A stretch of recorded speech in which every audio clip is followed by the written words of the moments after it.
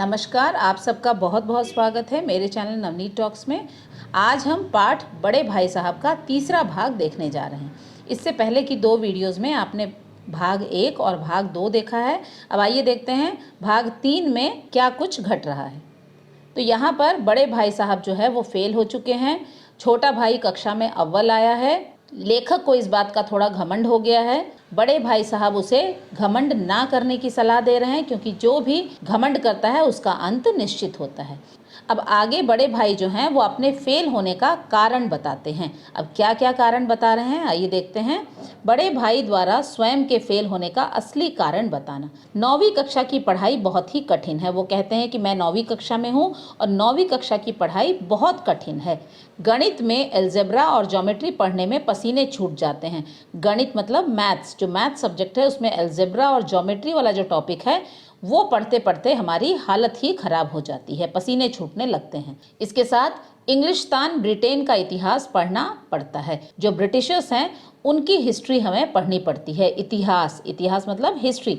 राजाओं के नाम याद करना बहुत मुश्किल है। अब यहाँ पर वो कह रहे हैं कि जो राजा हैं, ब्रिटेन में इतने सारे राजा हुए हैं कि एक एक राजाओं के नाम याद करना बहुत ही मुश्किल है। अब इसमें और क्या कठिनाई है इतिहास पढ़ने में। हेनरी 7वें की जगह 8वां लिख दिया तो सारे नंबर गए। अब यहाँ पर राजा का नाम हेनरी होता है और उसके साथ ही 1 2 3 4 लगा दिया जाता है। अगर हेनरी 7 की जगह अगर उत्तर में हेनरी 8 लिख दिया जाए तो सारे नंबर आपके चले जाते हैं।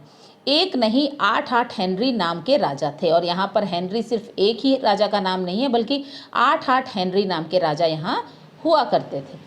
इस तरह कितने ही विलियम्स और चार्ल्स नाम के राजा भी थे। और हेनरी की तरह कितने ही विलियम्स नाम के राजा हुआ करते थे। विलियम्स 1, विलियम्स 2, विलियम्स 3, इस तरह से कितने ही विलियम्स नाम के राजा थे और कितने ही चार्ल्स नाम के भी राजा यहाँ पर राज किया करते थे।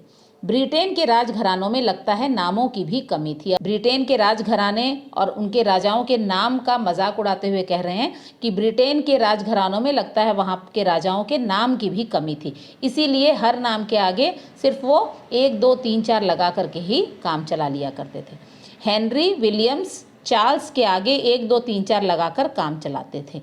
तो इस तरह से वहाँ पर नामों की भी कमी थी। इसके साथ ही एक चीज़ और वो कह रहे हैं, किस हेनरी राजा के समय क्या हुआ था याद रखना बहुत कठिन है। तो वहाँ का इतिहास इतना मुश्किल है कि कौन से हेनरी राजा के समय कौन सी घटना हुई थी, ये सारी चीज़ें याद रखना बहुत ही मुश्किल है। इनका इतिहास पढ़ते पढ़ते दिमाग चकरा जाता है। अब यहाँ का जो इतिहास है वो इतना कठिन है पढ़ने में कि ये पढ़ते पढ़ते हमारा दिमाग ही चक्कर खाने लगता है। तो इस तरह से बड़े भाई साहब जो है 9वीं कक्षा की पढ़ाई की जो कठिनाई है उसको बता रहे हैं। आगे देखते हैं। इसके बाद बड़े भाई साहब गणित विषय की कठिनाई समझा रहे हैं छोटे भाई को। ज्योमेट्री से तो बस ईश्वर ही बचा सकता है। ज्योमेट्री जो टॉपिक है मैथ्स में वो इतना डिफ़िकल्ट है, इतना मुश्किल है कि उससे तो सिर्फ तुम्हें भगवान ही बचा सकता है। ABC की जगह BAC लिख दिया तो सारे नंबर कट जाएंगे। जब ज्योमेट्री में इस तरह का हम ट्रायंगल बनाते हैं, उस ABC की जगह अगर तुमने BCA लिख दिया तो बस ये सारे नंबर यहीं आपके कट जाएंगे। इसके साथ वो कह रहे हैं कि कॉपियों की जांच करने वाले परीक्षकों को भी छात्रों पर दया नहीं आती। परीक्षक जो कि एग्जामिनर हैं, जो परीक्षा के बाद कॉपियों की करेक्शन करते हैं, वो कह रहे हैं कि जो कॉपियों की जांच करने वाले ये जो परीक्षक हैं उनको भी पता नहीं छात्रों पर बिल्कुल भी दया नहीं आती। वे तो वही उत्तर चाहते हैं जो पुस्तकों में लिखा होता है और वो बिल्कुल वही उत्तर छात्रों से एक्सपेक्ट करते हैं जो कि पुस्तक में लिखा होता है। अगर थोड़ी सी भी गलती हो जाती है तो वो बिल्कुल नंबर नहीं देते। यहाँ तो शिक्षा के नाम पर पुस्तकों को रटने को कहा जाता है और ये कहते हैं शिक्षा व्यवस्था से भी कहीं ना कहीं वो थोड़े नाराज़ हैं। वो कहते हैं कि शिक्षा के नाम पर सिर्फ हमें पुस्तकों को रटवाया जा रहा है। ऐसी बेकार बातों को रटने और पढ़ने का भला क्या फ़ायदा है। अब वो यही कहते हैं कि ये सारी चीज़ें आगे जीवन में हमारे काम नहीं आने वाली हैं, तो ऐसी बेकार चीज़ें हमें शिक्षा के नाम पर क्यों रटने के लिए कहा जा रहा है। लेकिन यदि परीक्षा में पास होना है तो ये सारी बेकार की बातें रटनी ही पड़ेंगी। लेकिन यहाँ की जो परीक्षा व्यवस्था भी ऐसी है कि यदि हमें परीक्षा में पास होना है तो हमें पुस्तक में लिखी हुई ये सारी बेकार की बातें रटनी पड़ेंगी और उन्हें बिल्कुल उसी तरह से उत्तर पुस्तिका में लिखनी पड़ेंगी। अगर हमने नहीं लिखा तो सारे नंबर हमारे कट जाते हैं। तो इस तरह से गणित विषय की कठिनाई के बारे में बड़े भाई साहब बता रहे हैं। गणित विषय की कठिनाई के बाद बड़े भाई साहब हिंदी विषय की कठिनाई के बारे में बता रहे हैं। अब हिंदी विषय के बारे में वो क्या कह रहे हैं, निबंध लिखना भी एक अलग मुसीबत है। निबंध मतलब होता है ऐसे, जो हिंदी में 2 से 3 पेज का ऐसे लिखा जाता है, वो भी एक बहुत बड़ी परेशानी है। समय की पाबंदी पर 4 पन्नों का निबंध लिखने को दे दिया जाता है। समय की पाबंदी, हर चीज़ समय पर करना, इस विषय पर 4 पन्नों का 4 पेज का निबंध लिखने के लिए जो टीचर्स हैं वो दे देते हैं। सभी जानते हैं कि समय की पाबंदी अच्छी बात होती है। समय का पाबंद होना, समय पर सारे काम करना, ये सभी जानते हैं कि बहुत ही अच्छी आदत है, बहुत अच्छी बात है। इतनी छोटी सी बात को 4 पन्नों में कैसे लिख सकते हैं। अब यहाँ पर यही कह रहे हैं कि इतनी छोटी सी बात को समझाने के लिए 4 पन्नों का एस्से या 4 पन्नों का निबंध आखिर कैसे लिखा जा सकता है।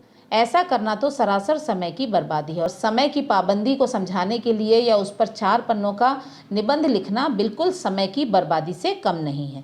हर विषय को पढ़ने के लिए ना जाने कितने ही पापड़ बेलने पड़ते हैं। अब यहाँ पर वो यही कह रहे हैं कि हर विषय की अपनी कठिनाई है, अपनी परेशानी है।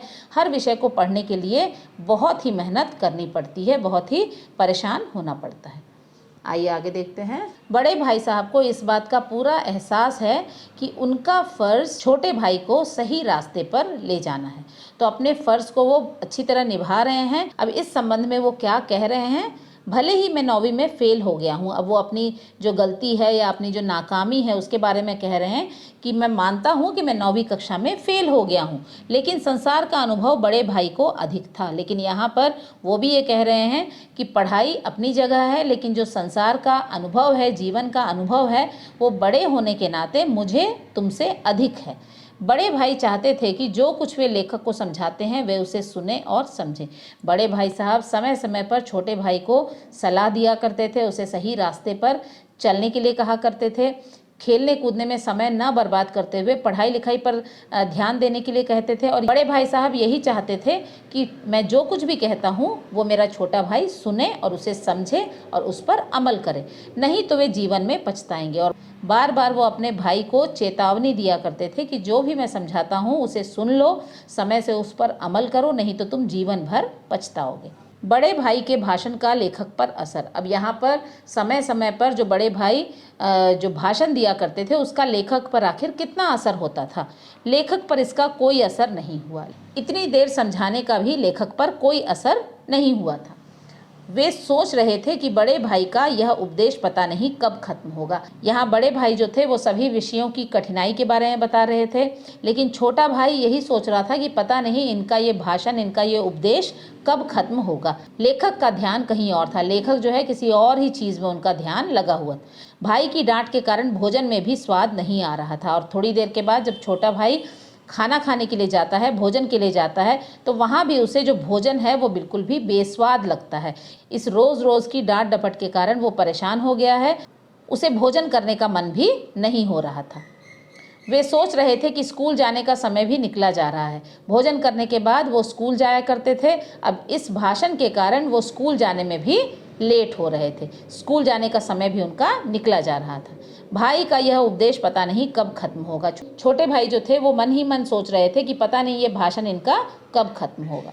तो इस तरह से बड़े भाई हर संभव कोशिश कर रहे थे कि छोटा भाई जो है वो पढ़ाई लिखाई के महत्व को समझे। आइए आगे देखते हैं। अब लेखक का डर। अब लेखक को भी कहीं ना कहीं बड़े भाई की बातों को सुन करके थोड़ा डर लगने लगा। क्या डर था? 9वीं कक्षा की कठिन पढ़ाई के बारे में सुनकर लेखक डर गए। 9वीं कक्षा में इतने कठिन विषयों के बारे में जब बड़े भाई साहब ने कहा तो लेखक को 9वीं कक्षा की पढ़ाई को लेकर के डर लगने लगा।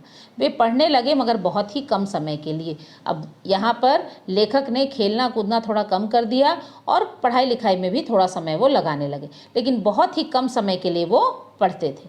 बड़े भाई की इतनी नसीहत के बाद भी लेखक का ध्यान खेल में ही लगा रहता था। बड़े भाई की सलाह के कारण छोटा भाई जो है वो थोड़ी देर पढ़ने ज़रूर लगा था, मगर अभी भी उसका पूरा ध्यान बस खेलने में ही लगा रहता था। लेखक बस उतना ही पढ़ते जितना ज़रूरी होता। अब यहाँ पर ऐसा बिल्कुल नहीं था कि बड़े भाई साहब की डांट के बाद वो बहुत ज़्यादा पढ़ने लगे थे।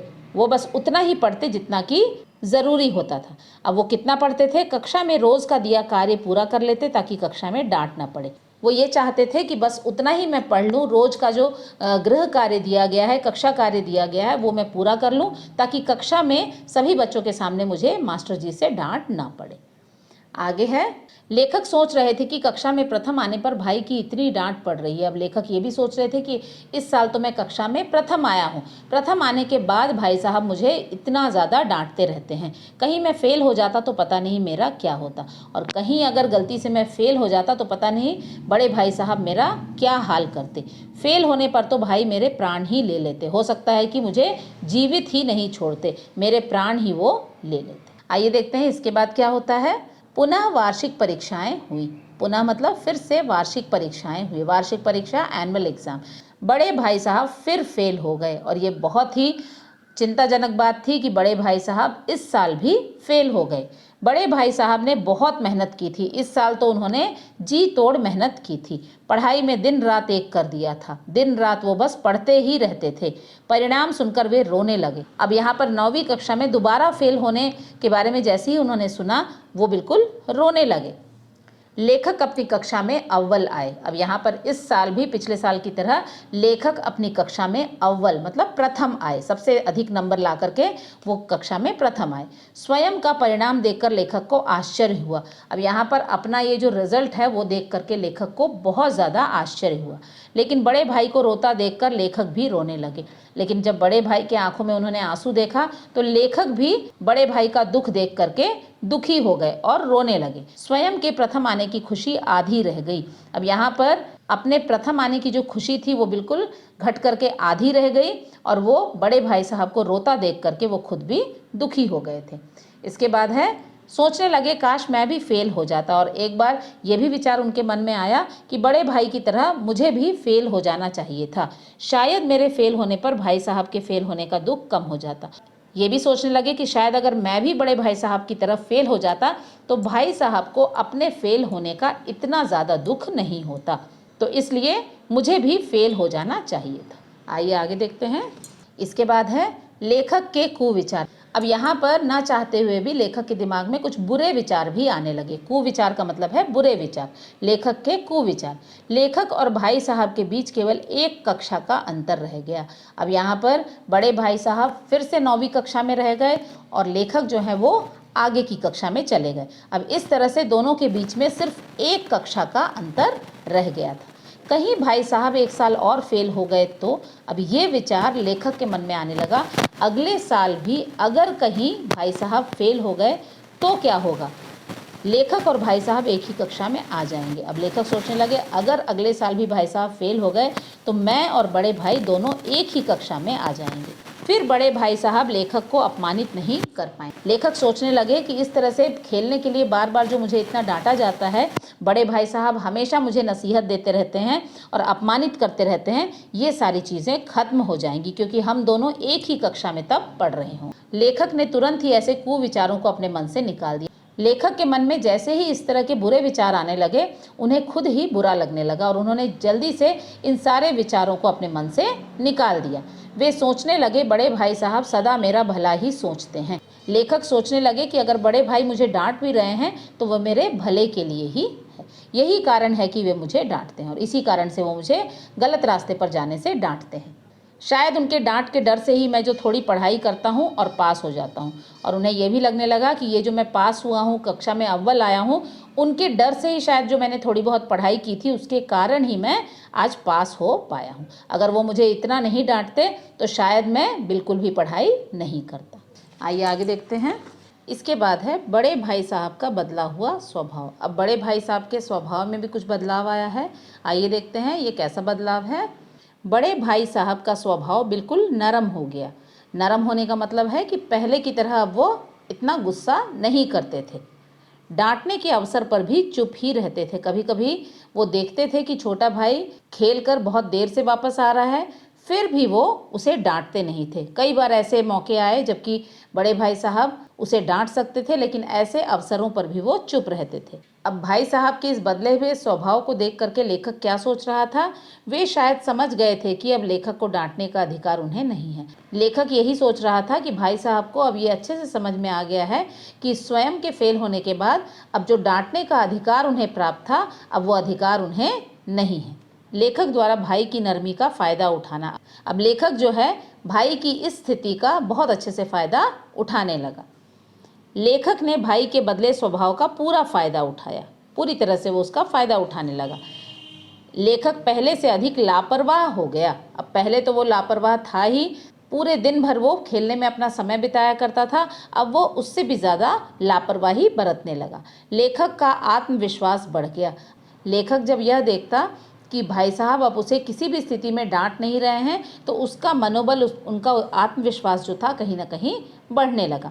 पढ़ूं या ना पढ़ूं, पास हो ही जाऊंगा। और कहीं ना कहीं उसे अपने ऊपर घमंड भी होने लगा था कि चाहे मैं खेलता ही क्यों ना रहूं, थोड़ी देर ही क्यों ना पढ़ूं या ना भी पढ़ूं, तभी भी मैं कक्षा में पास हो जाऊंगा। मेरी किस्मत बहुत बलवान है। और यहाँ पर मेरी किस्मत जो है वो इतनी बलवान है, इतनी अच्छी है कि मैं नहीं भी पढ़ूं तभी भी मैं पास हो जाऊंगा। लेखक जो थोड़ा बहुत पढ़ते थे वो भी बंद हो गया। तो इस तरह से लेखक जो अपने बड़े भाई के डर से थोड़ा बहुत पढ़ लिया करते थे, अब वो पढ़ाई लिखाई भी उनकी पूरी तरह से बंद हो गई थी। अब वो बिल्कुल आज़ादी के साथ, बिना किसी डर के, दिन भर अपना समय खेलने में बिताने लगे। तो बच्चों, यहाँ पर भाग 3 जो है ये ख़त्म होता है। इस पाठ का चौथा और अंतिम भाग हम अगली वीडियो में देखेंगे। और मुझे आशा है कि इस फ्लो चार्ट की सहायता से इस पाठ को आप बहुत अच्छी तरह समझ पाएंगे और याद रख पाएंगे। तो मिलते हैं अगले वीडियो में। तब तक के लिए अपना ध्यान रखें। धन्यवाद।